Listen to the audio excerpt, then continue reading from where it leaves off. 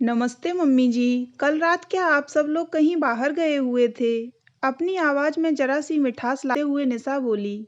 हाँ, कविता के बेटे मोहित का जन्मदिन था, इसलिए हम सब वहाँ गए थे। लौटने में देर हो गई थी। कविता उसकी बड़ी ननद थी।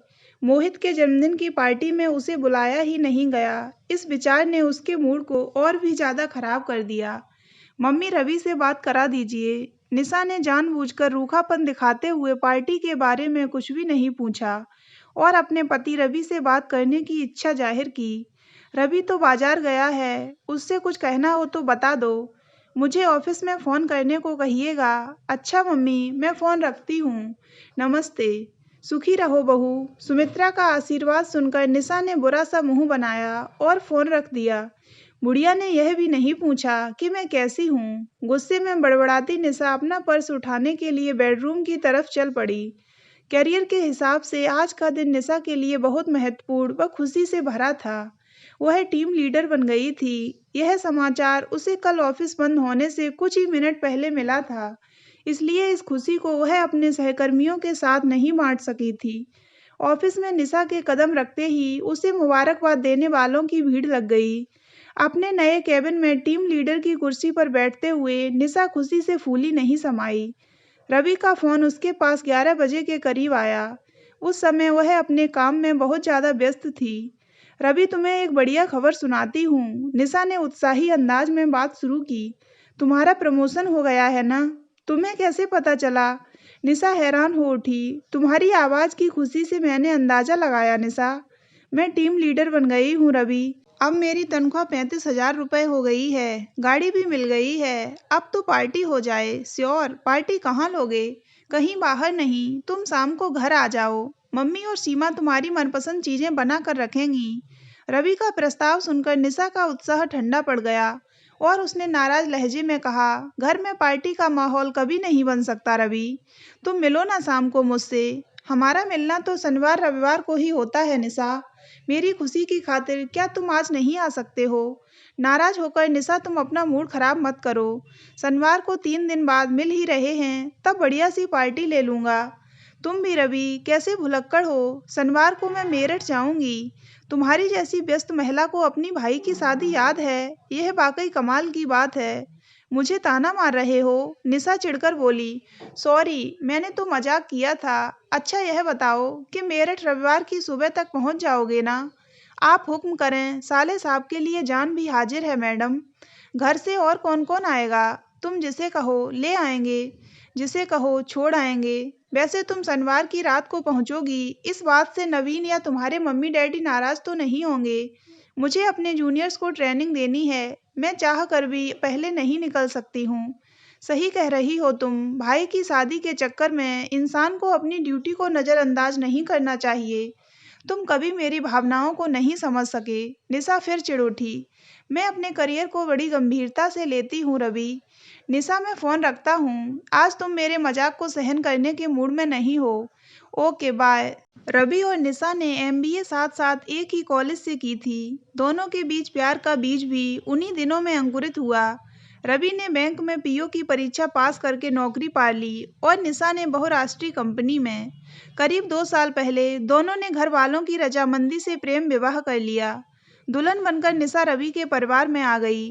वहाँ के अनुशासन भरे माहौल में उसका मन शुरू से ही नहीं लगा।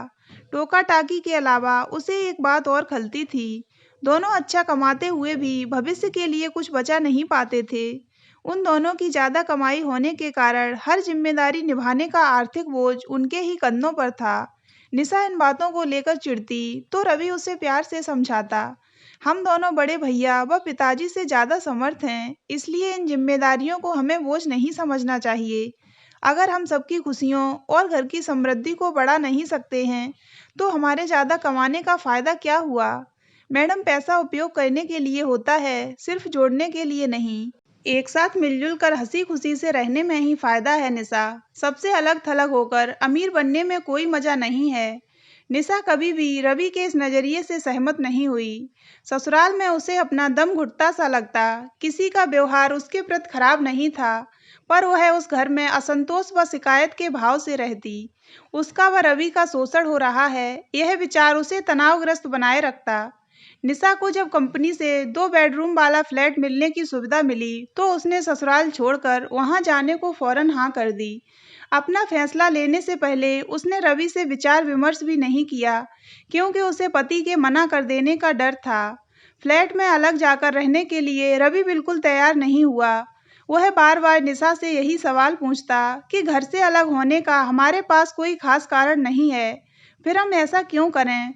मुझे रोज रोज दिल्ली से गुड़गांव जाने में परेशानी होती है। इसके अलावा सीनियर होने के नाते मुझे ऑफिस में ज़्यादा समय देना चाहिए, और ज़्यादा समय मैं गुड़गांव में रहकर ही दे सकती हूँ।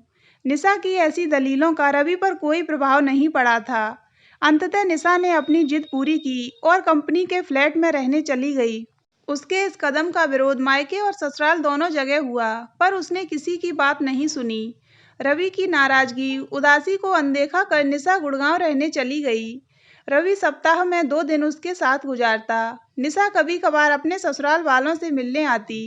सच तो यह था कि अपना कैरियर बेहतर बनाने के चक्कर में उसे कहीं ज़्यादा आने जाने का समय ही नहीं मिलता। अच्छा करियर बनाने के लिए अपने व्यक्तिगत जीवन की कठिनाइयों को निशा ने कभी ज़्यादा महत्व नहीं दिया। अपने छोटे भाई नवीन की शादी में वह सिर्फ 1 रात पहले पहुंचेगी, इस बात का भी उसे कोई खास अफसोस नहीं था। अपने माता-पिता व भाई की शिकायत को उसने फ़ोन पर ऊंची आवाज़ में झगड़कर नज़रअंदाज कर दिया। शादी में हमारे मेरठ पहुंचने की चिंता मत करो निशा। ऑफिस के किसी काम में अटक कर तुम और ज़्यादा देर से मत पहुंचना। रवि के मोबाइल पर उसने जब भी फ़ोन किया, रवि से उसे ऐसा ही जवाब सुनने को मिला। शनिवार की शाम निशा ने टैक्सी की और 8 बजे तक मेरठ अपने मायके पहुंच गई। अब तक छिपा कर रखी गई प्रमोशन की खबर सबको सुनाने के लिए वह बेताब थी। अपने साथ बढ़िया मिठाई का डब्बा वह सबका मुंह मीठा कराने के लिए लाई थी। उसके पर्स में प्रमोशन का पत्र पड़ा था, जिसे वह सबको दिखाकर उनकी वाहवाही लूटने को उत्सुक थी। टैक्सी का किराया चुकाकर निशा ने अपनी छोटी अटैची खुद उठाई और गेट खोलकर अंदर घुस गई। घर में बड़े आकार वाले ड्राइंग रूम को खाली करके संगीत और नृत्य का कार्यक्रम आयोजित किया गया था। तेज गति के धमाकेदार संगीत के साथ कई लोगों के हंसने बोलने की आवाजें भी निशा के कानों तक पहुंची। निशा ने मुस्कुराते हुए हॉल में कदम रखा और फिर हैरानी के मारे ठिठक गई। वहां का दृश्य देखकर उसका मुंह खुला का खुला रह गया। निशा ने देखा माँ बड़े जोश के साथ ढोलक बजा रही थीं। तबले पर ताल बजाने का काम उसकी सास कर रही थीं। रवि मंजीरे बजा रहा था और भाई नवीन ने चिमटा संभाल रखा था। किसी बात पर दोनों हंसी के मारे ऐसे लोटपोट हुए जा रहे थे जैसे उनकी ताल बिल्कुल बिगड़ गई हो। उसकी छोटी ननद सीमा मस्ती से नाच रही थी और मोहल्ले की औरतें तालियां बजा रही थीं। उनमें उसकी जेठानी अर्चना भी शामिल थी। अचानक ही रवि की 5 वर्षीय भतीजी नेहा उठकर अपनी सीमा बुआ के साथ नाचने लगी। एक तरफ अपने ससुर जेठ व पिता को एक साथ बैठकर गपशप करते देखा। अपनी ससुराल के हर एक सदस्य को वहां पहले से उपस्थित देख निशा हैरान रह गई। उनके पड़ोस में रहने वाली शीला आंटी की नज़र निशा पर सबसे पहले पड़ी। उन्होंने ऊंची आवाज में सबको उसके पहुंचने की सूचना दी, तो कुछ देर के लिए संगीत व नृत्य बंद कर दिया गया। लगभग हर व्यक्ति से निशा को देर से आने का उलाहना सुनने को मिला। मौका मिलते ही निशा ने रवि से धीमी आवाज में पूछा, आप सब लोग यहाँ कब पहुँचे? हम तो परसों सुबह ही यहाँ आ गए थे, रवि ने मुस्कुराते हुए जवाब दिया। निशा ने माथे पर बल डालते हुए पूछा, इतनी जल्दी क्यों आए? मुझे बताया क्यों नहीं? रवि ने सहज भाव से बोलना शुरू किया, तुम्हारी मम्मी ने 3 दिन पहले मुझसे फ़ोन पर बात की थी। उनकी बातों से मुझे लगा कि वह बहुत उदास हैं। उन्हें बेटे के ब्याह के घर में कोई रौनक नज़र नहीं आ रही थी। तुम्हारे जल्दी न आ सकने की शिकायत को दूर करने के लिए ही मैंने उनसे सबके साथ यहाँ आने का वादा कर लिया और परसों से यहीं जमकर खूब मौज मस्ती कर रहे हैं। सबको यहाँ लाना मुझे अजीब सा लग रहा है। निशा की चिढ़ अपनी जगह बनी रही। ऐसा करने के लिए तुम्हारे मम्मी पापा व भाई ने बहुत जोर दिया था। निशा ने बुरा सा मुंह बनाया और माँ से अपनी शिकायत करने रसोई की तरफ चल पड़ी।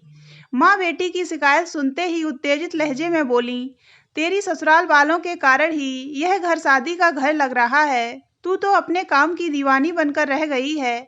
हमें वह सभी बड़े पसंद हैं और उन्हें यहाँ बुलाने का तुम्हें भी कोई विरोध नहीं करना चाहिए। जो लोग तुम्हारी बेटी को प्यार व मान सम्मान नहीं देते, तुम सब उनसे। बेटी की बात को बीच में काट कर माँ बोली, निशा तुमने जैसा बोया है वैसा ही तो काटोगी। अब बेकार के मुद्दे उठाकर घर के हंसी खुशी के माहौल को खराब मत करो। तुमसे कहीं ज्यादा इस शादी में तुम्हारी ससुराल वाले हमारा हाथ बटा रहे हैं और इसके लिए हम दिल से उनके आभारी हैं। माँ की इन बातों से निशा ने खुद को अपमानित महसूस किया। उसकी पलकें गीली होने लगीं तो वह रसोई से निकलकर पीछे के बरामदे में आ गई। कुछ समय बाद रवि भी वहां आ गया और पत्नी को इस तरह चुपचाप आंसू बहाते देख उसके सिर पर प्यार से हाथ फेरा तो निशा उसके सीने से लगकर फपक पड़ी। रवि ने उसे प्यार से समझाया, तुम अपने भाई की शादी का पूरा लुत्फ उठाओ निशा। व्यर्थ की बातों पर ध्यान देने की क्या जरूरत है तुम्हें। मेरी खुशी की फिक्र न मेरे मायके वालों को है न ससुराल वालों को। सभी मुझसे जलते हैं, मुझे अलग थलग रखकर नीचा दिखाते हैं। मैंने किसी का क्या बिगाड़ा है? निशा ने सुबकते हुए सवाल किया। तुम क्या सचमुच अपने सवाल का जवाब सुनना चाहोगी? रवि गंभीर हो गया। निशा ने गर्दन हिलाकर हाँ में जवाब दिया। देखो निशा, अपने करियर को तुम बहुत महत्वपूर्ण मानती हो। तुम्हारे लक्ष्य बहुत ऊंचाइयों को छूने वाले हैं। आपसी रिश्ते तुम्हारे लिए ज्यादा मायने नहीं रखते। तुम्हारी सारी ऊर्जा करियर की राह पर बहुत तेजी से दौड़ने में लग रही है। तुम इतना तेज दौड़ रही हो, इतनी आगे निकलती जा रही हो कि अकेली हो गई हो। दौड़ में सबसे आगे पर अकेली। रवि की आवाज कुछ उदास हो गई। अच्छा करियर बनाने का और कोई रास्ता नहीं है रवि, निशा ने दलील दी। निशा, करियर जीवन का एक हिस्सा है और उससे मिलने वाली खुशी अन्य क्षेत्रों से मिलने वाली खुशियों के महत्व को कम नहीं कर सकती। हमारे जीवन का सर्वांगीण विकास न हो तो अकेलापन, तनाव, निराशा, दुख और अशांति से हम कभी छुटकारा नहीं पा सकते। मुझे क्या करना चाहिए? अपने अंदर क्या बदलाव लाना होगा? निशा ने बेबस अंदाज में पूछा। जो पैर करियर बनाने के लिए तेज दौड़ सकते हैं, वे सबके साथ मिलकर नाच भी सकते हैं, किसी के हमदर्द भी बन सकते हैं। जरूरत है बस अपना नजरिया बदलने की। अपने दिमाग के साथ साथ अपने दिल को भी सक्रिय कर लोगों का दिल जीतने की। अपनी सलाह देकर रवि ने उसे अपने सीने से लगा लिया। निशा ने पति की बाहों के घेरे में बड़ी शांति महसूस की। रवि का कहा उसके दिल में कहीं बड़ी गहराई तक उतर गया। अपने नजदीकी लोगों से अपने संबंध सुधारने की इच्छा उसके मन में पल पल बलवती होती जा रही थी।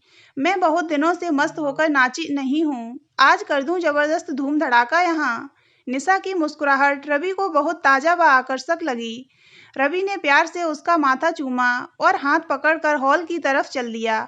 उसे साफ लगा कि पिछले चंद मिनटों में निशा के अंदर जो जबरदस्त बदलाव आया है वह उन दोनों के सुखद भविष्य की तरफ इशारा कर रहा था। तो दोस्तों, अगर आपको ये कहानी अच्छी लगी हो तो वीडियो को लाइक करें और ऐसी ही अन्य कहानियाँ सुनने के लिए हमारे चैनल को सब्सक्राइब अवश्य करें।